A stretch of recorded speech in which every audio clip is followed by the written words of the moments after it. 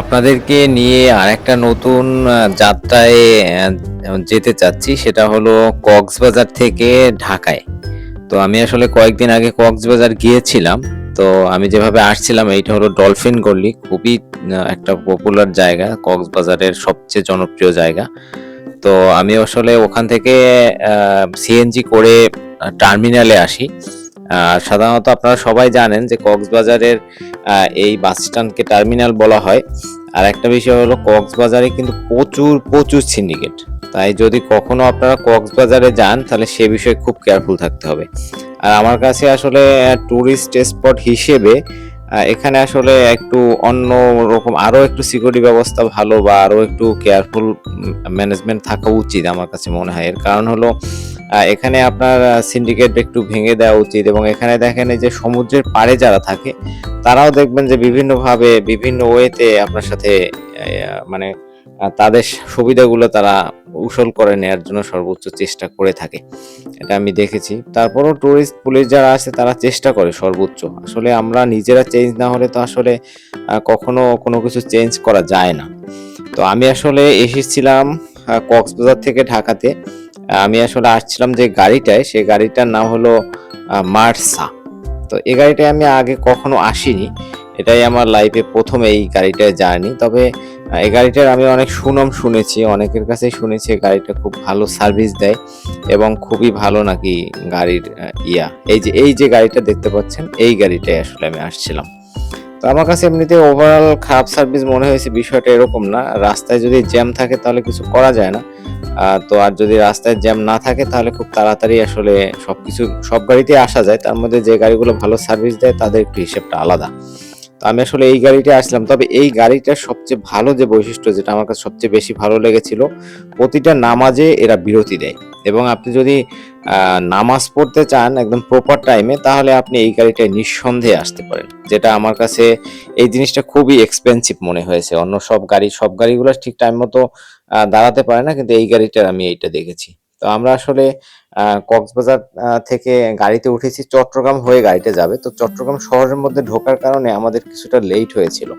তো তারপর যেহেতু ওনাদের একটা ভিতরে কাউন্টার ছিল, তাই আসলে ভিতরে আসে এবং সেখানে কিছু লোকজন তারা নেয়। এটা হলো চট্টগ্রাম শহরের কিছু টুকটাক দৃশ্য আমি বাসে বসে ভিডিও করার চেষ্টা করেছি এবং আপনাদেরকে দেখানোর চেষ্টা করেছি।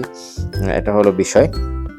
আর আরেকটা বিষয় হলো এই গাড়িটা হলো আপনি যদি কখনো চান তাহলে আসতে পারেন, কারণ গাড়িটা মোটামুটি ভালো এবং ঢাকার টোটাল শহরের মধ্য থেকে এই গাড়িটা যাবে। গাড়িটা হলো আব্দুল্লাহপুর পর্যন্ত যায়। তো অনেক সময় গাজীপুরও দুই একটা গাড়ি গাজীপুরও যায়। তো সেটা আসলে ওনাদের সাথে কথা বলে আপনাকে টিকিট কেটে নিতে হবে। তো আমার কাছে ১,০০০ টাকা টিকিট রেখেছিল। তবে অনেক গাড়ি আছে যেটা ৮০০ টাকায়ও কিন্তু কক্সবাজার থেকে আসা যায়। আমারটা অবশ্য ১,০০০ টাকা নিয়েছে। অনেক গাড়ি ৮০০ টাকায়ও নেয়, অনেক গাড়ি আপনার এরকম আরকি এভারেজ ৮০০ থেকে আসলে ২৫০০ টাকার মধ্যেই মেক্সিমাম গাড়িগুলোর ভাড়া। যদি আপনি স্লিপারে আসেন তাহলে ২৫০০ টাকা লাগবে। হলো খুব ভালো মানের যে গাড়িগুলা। আর যদি আপনি মনে হয় যে আপনি হুন্ডাই গাড়িতে আসবেন তাহলে হয়তো ২২০০, ২০০০ এরকম লাগবে। নন এসি গাড়ি ১,০০০, ৮০০ এরকম। আবার ইকোনমিক্স এসি যেগুলো আছে সেগুলো হলো ১৫০০ টাকা।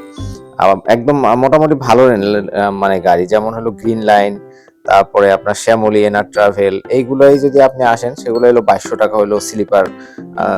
মানে স্লিপার বলতে কি, এটা হলো আপনার যেগুলা আপনার বিজনেস ক্লাস যে গাড়িগুলো থাকে। তো আমি আসলে আসার সময় নন এসি, যাওয়ার সময় আমি গ্রিন লাইনে গিয়েছিলাম ইকোনমিক্স ক্লাসে, সেটা আমি একটা ভিডিও দিয়েছিলাম। ওইটা হলো মনে হয় ১৫০০ টাকা নিয়েছিল আমার কাছ থেকে, আর এটা আসলে ১,০০০ টাকা লেগেছিল আসার সময়। আর আমাদের মাঝপথে আসলে এই হোটেল বিরতি দিয়েছিল, এই মিয়ামি হোটেলে। তো এইখানে আমার একটা জিনিস খুব ভালো লেগেছিল, এইখানে যে রসমালাইটা দেখতেছেন এই যে ছোট ছোট হাঁড়িতে, তো এই জিনিসটা আমি খুব এনজয় করেছি। এটা খুব ভালো লেগেছে আমার কাছে। মানে আমি একটু অন্যরকম স্বাদ পেয়েছি। এবং কুমিল্লার রসমালাই এমনিতেই নাম করা, আমরা সবাই জানি যে বাংলাদেশের মধ্যে সবচেয়ে টপ র্যাঙ্কিং, সবচেয়ে ভালো রসমালাই হলো কুমিল্লার। তো ওই রসমালাইটা আমার কাছে খুব ভালো লেগেছিল। এটাও একটা এক্সপেন্সিভ বিষয়। যদি আপনারা কখনো ওখান থেকে আসেন বা যান তাহলে মিয়ামি থেকে আপনারা এই রসমালাইগুলো নিয়ে আসতে পারবেন বা বাসার জন্য নিতে পারবেন।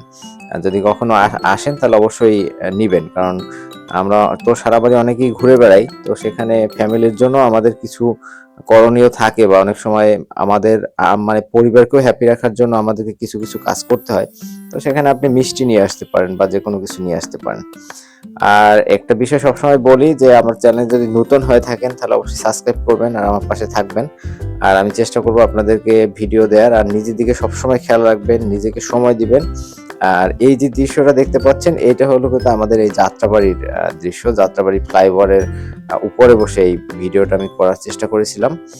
তো ওখানেরই আরকি এই ভিডিওটা। আরেকটা সুন্দর দৃশ্য সামনে আছে, সেটা হলো কমলাপুরের এই যে নতুন রাস্তাটা। এটা দিয়ে আমি আসলে এর আগে আসা হয়নি। রাস্তা হওয়ার আগে আমি অনেকবার এসেছি, কিন্তু রাস্তা হওয়ার পর আর আসা হয়নি। তো ভাবলাম যেহেতু সুযোগ পেলাম তাহলে একটু ভিডিও নিলাম। এই জায়গাটা খুব সুন্দর লাগে, মানে এখন অন্যরকম একটু ডেডিকেটেড ভাবে করেছে। তো সব নিয়ে ধন্যবাদ এই কর্তৃপক্ষকে যারা করেছে। তো ওভারঅল আর কি খুব সুন্দর একটা রাস্তা তৈরি করেছে। আমার কাছে ওভারঅল সব নিয়ে একটা ভালো ট্যুর মনে হয়েছে। আপনারাও সম্ভব হলে ঘুরবেন। ভালো থাকবেন, যে যেখানে যে অবস্থায় থাকবেন।